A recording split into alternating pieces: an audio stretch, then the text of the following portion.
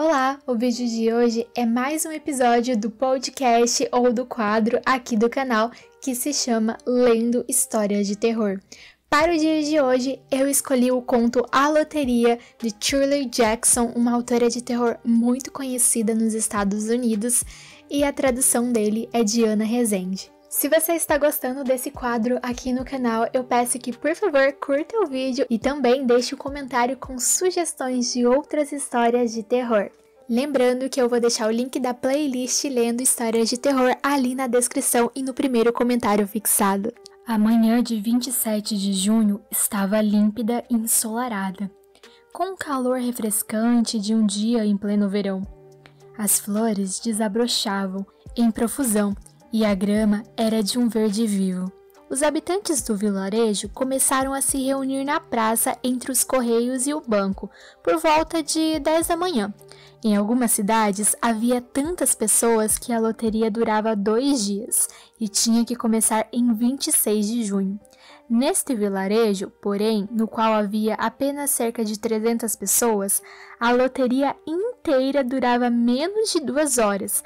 Por isso, podia começar às 10 da manhã e ainda acabar a tempo de permitir que seus habitantes voltassem a casa para fazer a refeição do meio-dia. Sem dúvida, as crianças foram as primeiras a se reunir. Recentemente, a escola fechara para o verão e a sensação de liberdade instalara-se inquietamente na maioria. Elas tendiam a se juntar em silêncio por um tempo, antes que irrompessem numa brincadeira barulhenta. E a conversa ainda era sobre a turma e a professora, os livros e os castigos.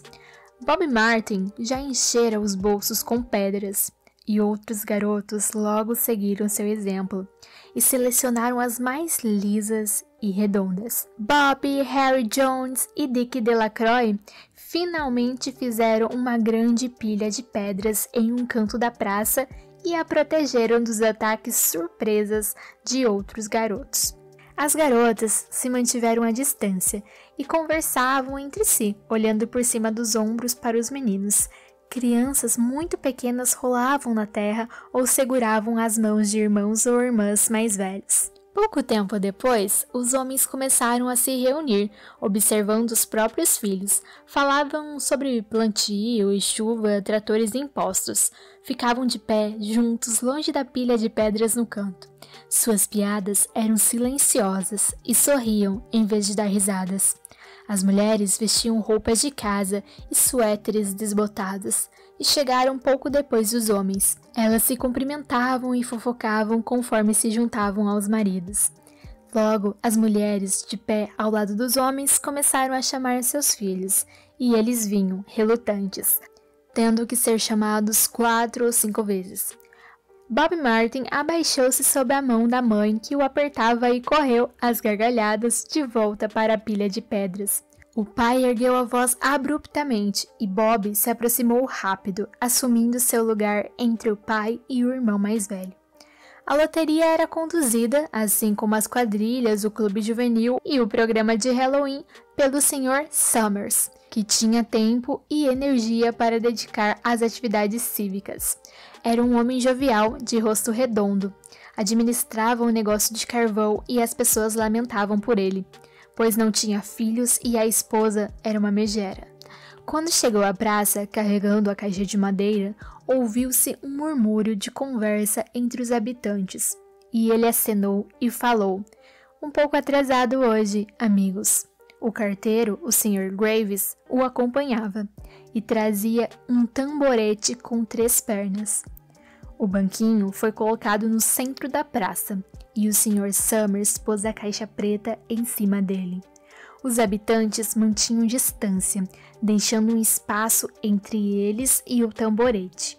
E quando o Sr. Summers falou: "Algum de vocês, amigos, quer me dar uma ajuda?", houve uma hesitação, antes de 2 homens, o Sr. Martin e seu filho mais velho, Baxter, darem um passo à frente e segurarem a caixa equilibrada no banquinho enquanto o Sr. Summers remexia os papéis dentro dela.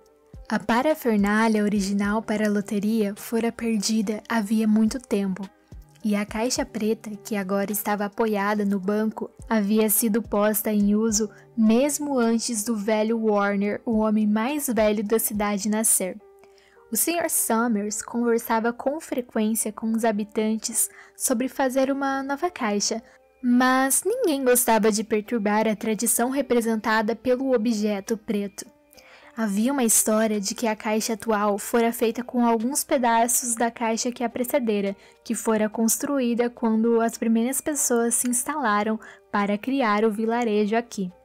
Todos os anos, após a loteria, o Sr. Summers começava a falar mais uma vez sobre uma nova caixa, mas todos os anos deixavam que o assunto morresse, sem que coisa alguma fosse de fato feita. A cada ano, a caixa preta ficava mais danificada. Agora nem era mais totalmente desta cor, mas, muito lascada em um dos dois lados, mostrava a cor original da madeira. Em alguns locais estava desbotada, em outros manchada. O Sr. Martin e seu filho mais velho, Baxter, seguraram a caixa preta com firmeza em cima do banco até o Sr. Summers remexer totalmente os papéis com a mão.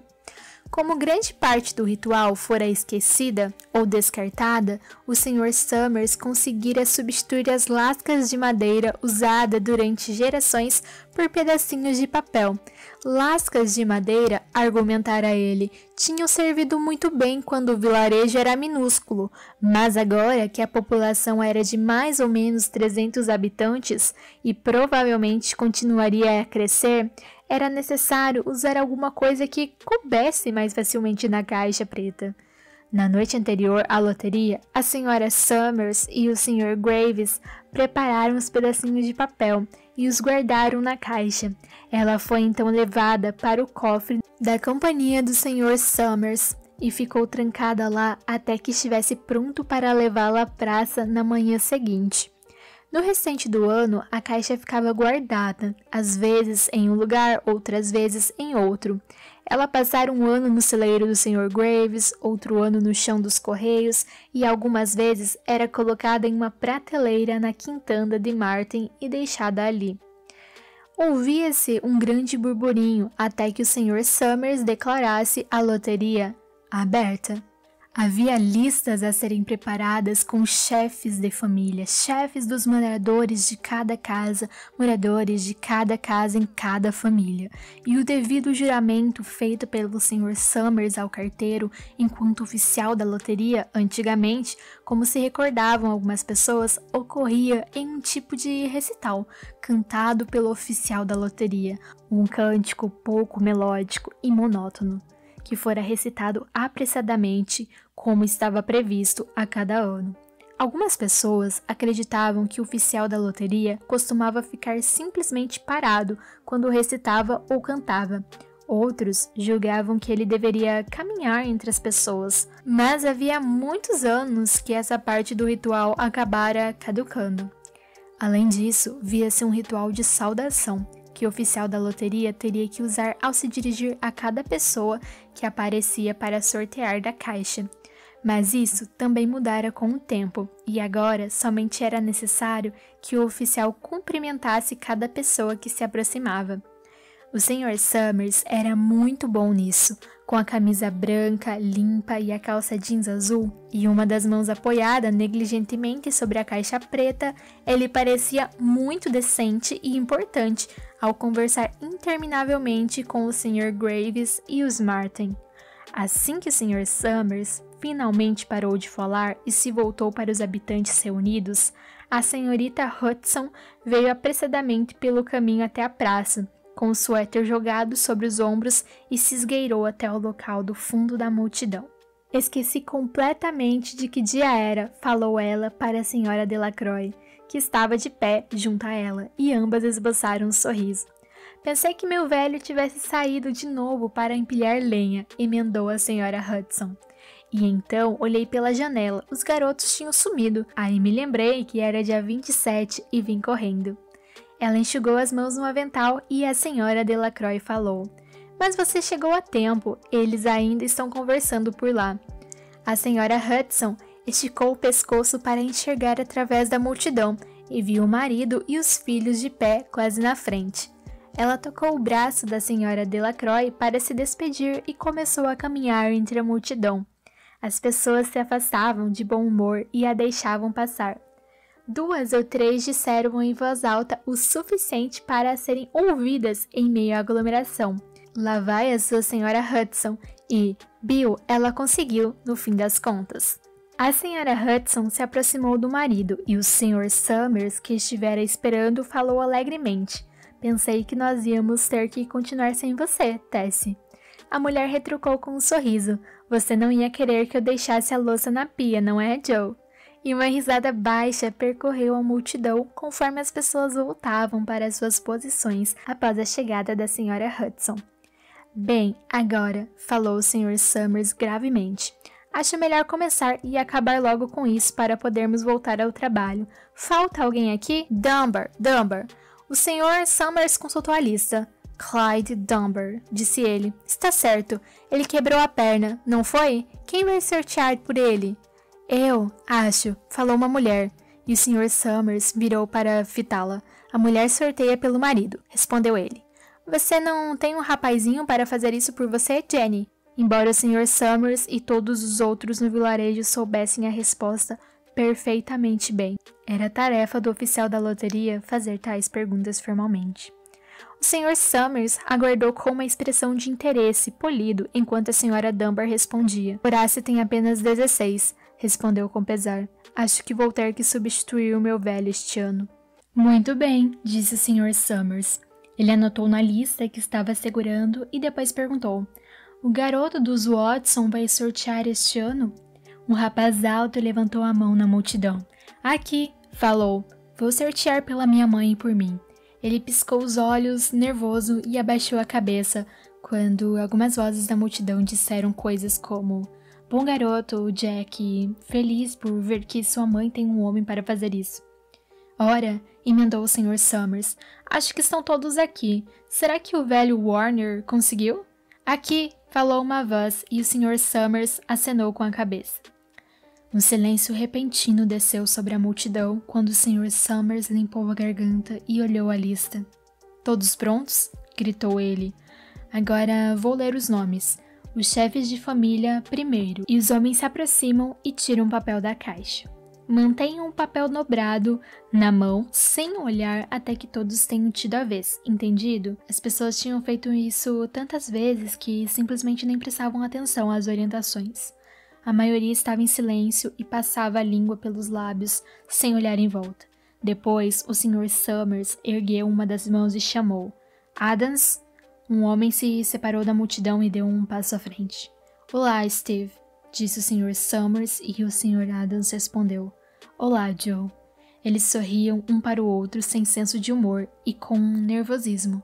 Depois, o Sr. Adams enfiou a mão dentro da caixa e retirou um papel dobrado. Ele o segurou firmemente por um dos cantos enquanto dava meia volta e caminhava apressado até a sua posição na multidão, onde ficou parado a alguma distância da própria família, sem baixar os olhos para a mão. Allen, chamou o Sr. Summers. Anderson, Bentham. Parece que não há mais tempo algum entre as loterias, disse a Sra. Delacroix à Sra. Graves na fila de trás. Parece que a última foi apenas na semana passada. Sem dúvida, o tempo voa, observou a Sra. Graves. Clark, Delacroix... E lá vai o meu velho, falou a Sra. Delacroix. Ela prendeu respiração quando o marido seguiu adiante. Dunbar, disse o Sr. Summers, e a Sra. Dunbar caminhou com a firmeza até a caixa, enquanto uma das mulheres dizia, anda, Jenny, e a outra emendava, lá vai ela. Somos os próximos, falou a Sra. Graves. Ela observou enquanto o Sr. Graves se aproximava vindo da lateral da caixa. Cumprimentava o Sr. Summers com um ar grave e retirava uma tira de papel. Agora, por toda a multidão, havia homens segurando pequenos papéis, dobrados nas mãos grandes, virando e revirando, nervosos. A Sra. Dunbar e os 2 filhos estavam parados, juntos, e a mulher segurava o pedaço de papel. Harborough, Hudson... Levante-se e vá até lá, Bill, disse a Sra. Hudson, e as pessoas perto dela riram. Jones! Dizem que lá no vilarejo ao norte estão falando em abandonar a loteria, comentou o Sr. Adams com o velho Warner que estava a seu lado. O velho Warner fez um mochocho. Bando de malucos, disse ele. Você dá ouvido aos jovens e nada é bom bastante para eles. Da próxima vez, sabe, eles vão querer voltar a morar nas cavernas. Ninguém trabalha mais e vive desse jeito por um tempo. Costumava haver um ditado: loteria feita garante a colheita.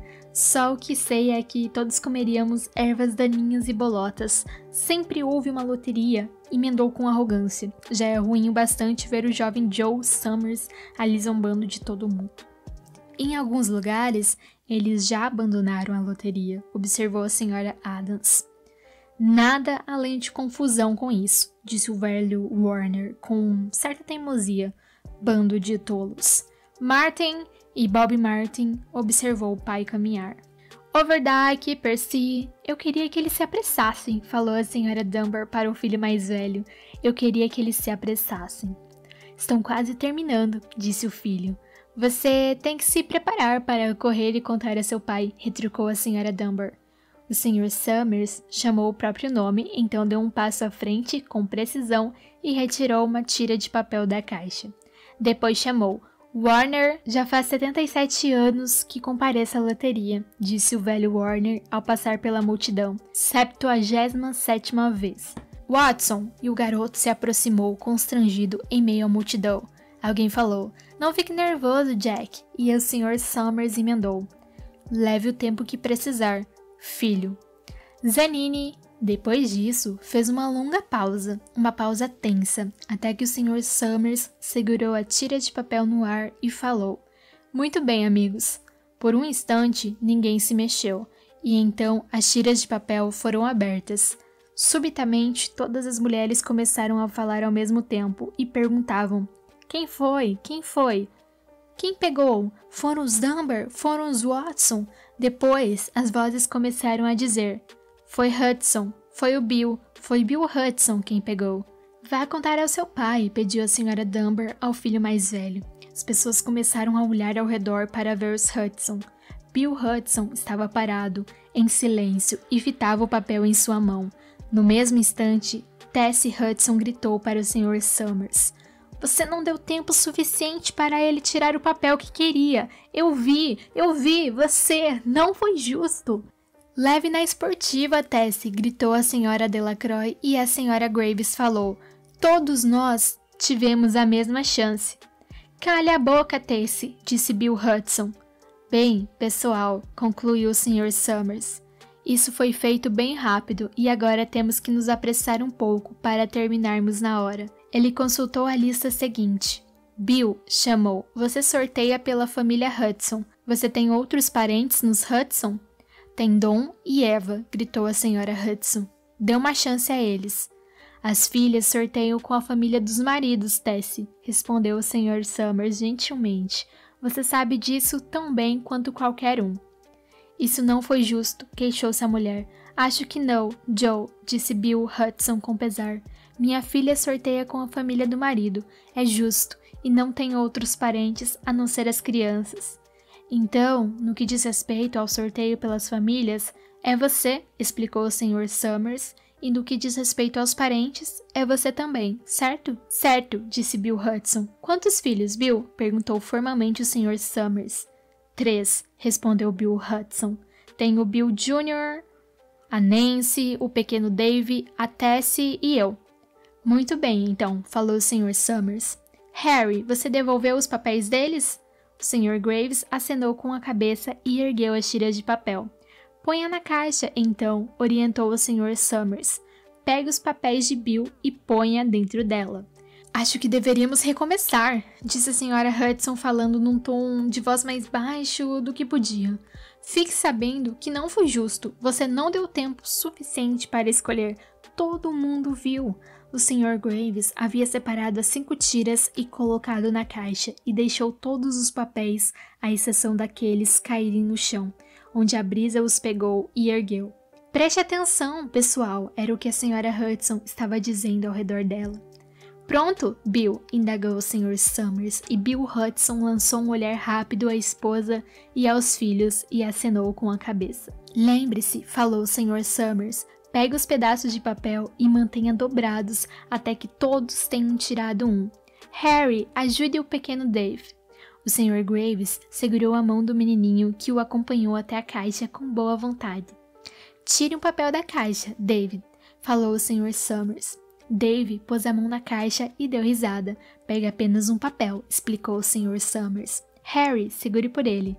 O Sr. Graves pegou a mão da criança, retirou o papel dobrado do punho fechado e o segurou enquanto o pequeno Dave ficava parado ao lado dele e fitava com um ar pensativo. A próxima é Nancy, disse o Sr. Summers.